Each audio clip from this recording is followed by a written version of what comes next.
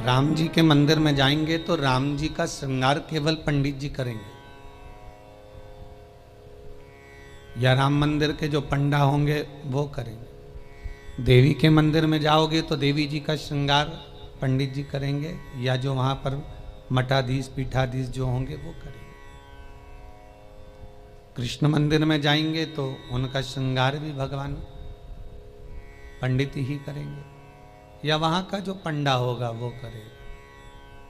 पर पूरी दुनिया में केवल एक देव महादेव ही एक ऐसे हैं कि जिस मंदिर में जाओ लोटा भर के पानी चढ़ाओ और तुम्हारी मर्जी पड़े जैसा श्रृंगार करे। शंकर कहीं भेदित नहीं है, शिव कहीं भेद नहीं।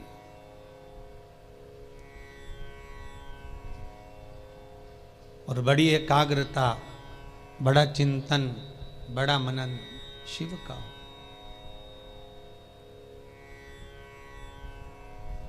सब दूर जाकर झोली फैलाकर कहना पड़ेगा कि हमको ये दे दीजिए। शंकर के पास जाकर झोली फैलाकर कहना नहीं पड़ेगा कि हमको दे दीजिए। केवल अगर आप शंकर के चरणारविंद तक पहुँचे हो या शिव महापुराण तक कभी भूल से भी आप पहुँच गए हो तो ये आप आने वाले नहीं हो, आपकी सामर्थ्यता नहीं है कि आप शंकर के करीब पहुँच जाएं, शिव महापुराण तक पहुँच जाएं। ये तो स्वयं शंकर को कोई करुणा करना होगी, शंकर को कोई दया करना होगी, कुछ कृपा करना होगा। इसलिए बाबा ने आपको बुला लिया, बाबा ने आपको दर्शन दे दिया। वो शिव कर सकते।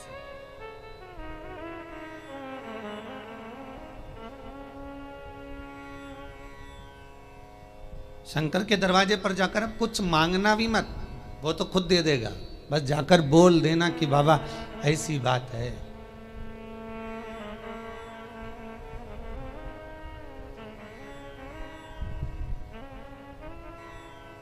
कल इंदौर से एक भैया आए थे, उन्होंने माइक लेकर बोला था, ध्यान होगा कि उन्होंने माइक लेकर उसको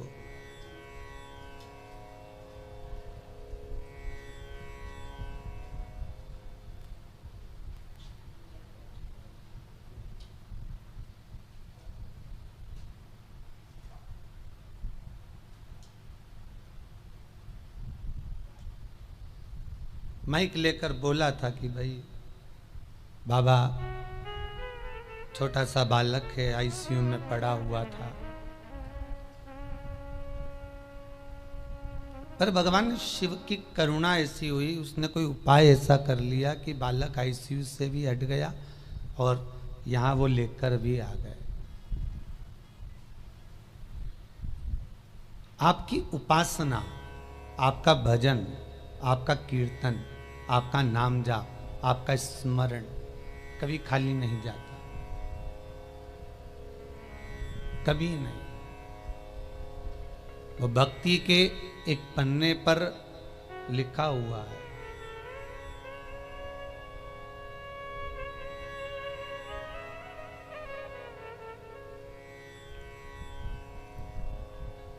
देवराज नामक का ब्राह्मण शिव महापुराण की कथा कहती है। 24,000 श्लोक इस शिव पुराण में है, 12 खंड हैं, 7 संहिता है। उसमें देवराज का जो चरित्र है, जो देवराज पहले तो सत्कर्मी था, भजनावली था, भगवान की भक्ति में डूबा हुआ था, भगवान का स्मरण में डूबा हुआ था, भगवत नाम में डूबा हुआ था।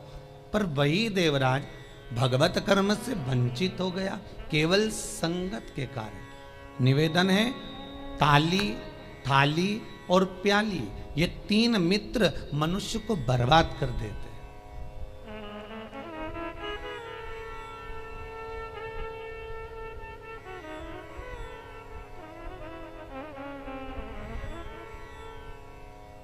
एक प्रशंसा करने वालों से दूर रहना, बहुत जल्दी बर्बाद करेंगे ये महाराज।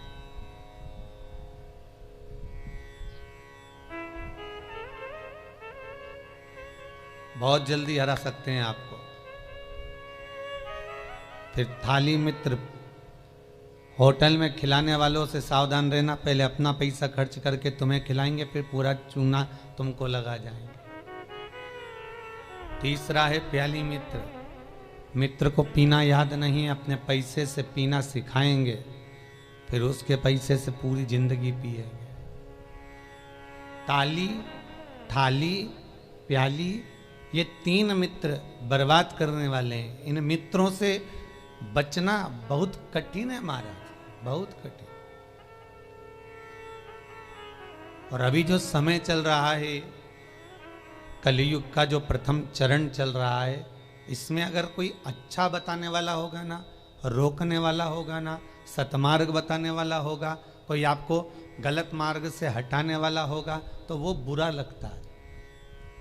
और जो आपको खड्डे में ले जाकर पटक दे, चूना लगा दे, लाखों करोड़ों में नीचे उतार दे, व्यापार व्यवसाय में कहीं ना कहीं ले जाकर गलत काम में तुमको फंसा दे, वो तुम्हें बहुत अच्छा लगेगा। ये कलयुग का जो फेर है, कलयुग का जो क्रम है, वो ये निश्चित कर देता है कि आपको सतमार्गी ठीक नहीं लगेगा।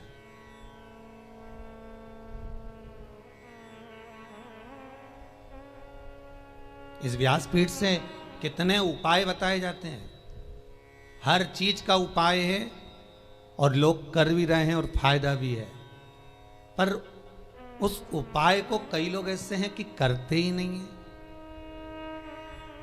फिर किसी ज्योतिषाचार्य के पास पहुंचे, फिर किसी कहीं जाकर पूछ लिया, कहीं बाबा जोगी आ रहे होंगे उनके पास पहुंच गए, किसी का सिर घूम रहा होगा, माँ गेहूँ दाना लेके पहुंच गए, कहीं नारियल लेके पहुंच गए, फिर उनसे जाकर पूछेंगे, बताओ माता जी, बताओ पिताजी, हमको ये हो गया, हमको वो हो गया, और माता जी पिताजी बस तुमसे धन लूट सकते हैं।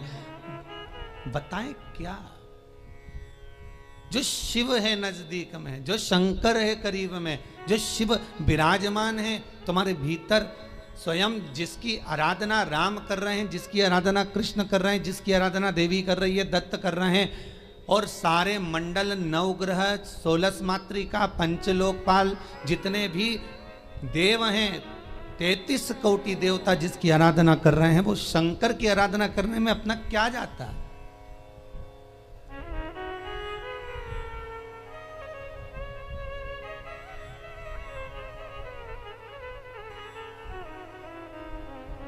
स्वयं भगवान कृष्ण को जब पूतना दूध पिलाने के लिए आई और विष पिलाने के लिए पूतना आ गई, तब भगवान कृष्ण दूध तो पी लिया, पर जब विष पीने का समय आया तो भगवान कृष्ण उसी समय पर शंकर भगवान को याद करते हैं। भोलेनाथ जी आओ। शंकर भगवान ने पूछा क्यों कृष्ण? कन्हैया जी कहते हैं दूध तो मैं पी सकता हूं, पर विष पीना मेरी सामर्थ्यता नहीं है, इसलिए आप मेरे गले में आकर बैठ जाओ। भगवान शंकर भगवान कृष्ण के गले में आकर बैठ गए और सारा विष पूतना का पी गए। स्तनों का जो विष था जब शंकर भगवान पिए तो शंकर भगवान को भी चक्कर आ गए। चक्कर आकर नीचे की ओर भगवान गिरे। तब भगवान कृष्ण को लगा करूं क्या? भगवान ने एड़ी का प्रहार करा और मानसी गंगा को प्रकट करा। गंगा का जल शंकर भगवान पर चढ़ाया, तब जाकर भगवान शिव के चक्कर मिटे। इसलिए आज भी उस मंदिर का नाम चकलेश्वर महादेव है।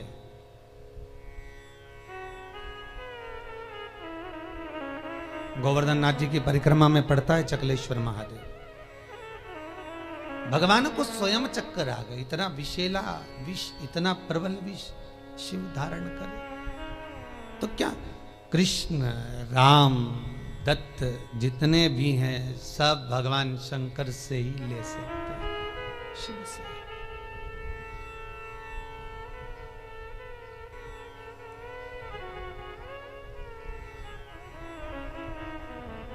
और कभी खजाना कम ना होता उसके दरवाजे का, वो लुटाता रहता है। अंबारियों में लुटाया उसने।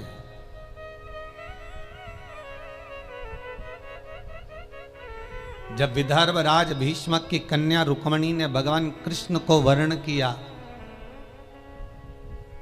तब भगवान कृष्ण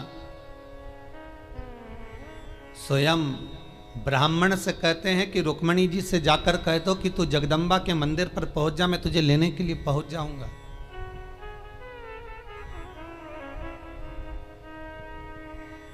क्योंकि भगवान कृष्ण जानते हैं एक शंकर का मंदिर और एक देवी का मंदिर, ये दो मंदिर के दरवाजे कभी बंद नहीं होते,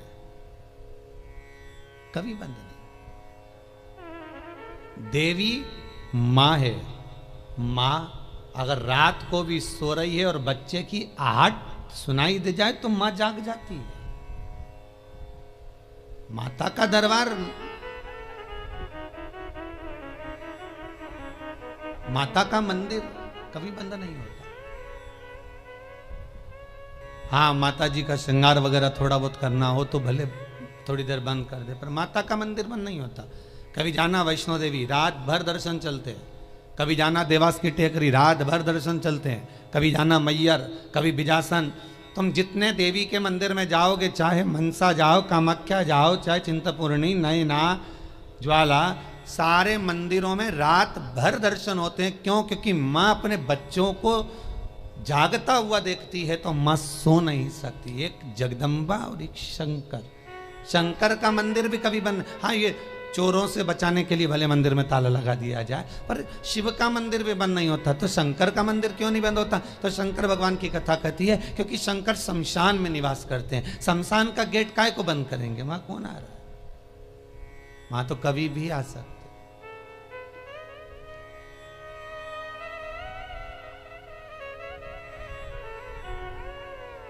शिव भस्मीधारी, शिव त्रिपुंडधारी, त्रिकालदर्शी, उसका भी दरवाजा बंद नहीं होता। कोई शंकर से पूछे कि तुम कितनी बजे सोते हो? भगवान शंकर से कोई पूछ ले या माता रानी जगदम्बा भवानी से कोई पूछ ले, तुम सोते कब हो? चलो वो भी जाने दो, तुम घर की माँ से पूछ लेना, माँ तो कितनी बजे सोती है? जरा सी बच्चे की आहट आई, जग जाएगी। भले बच्चा छोटा है।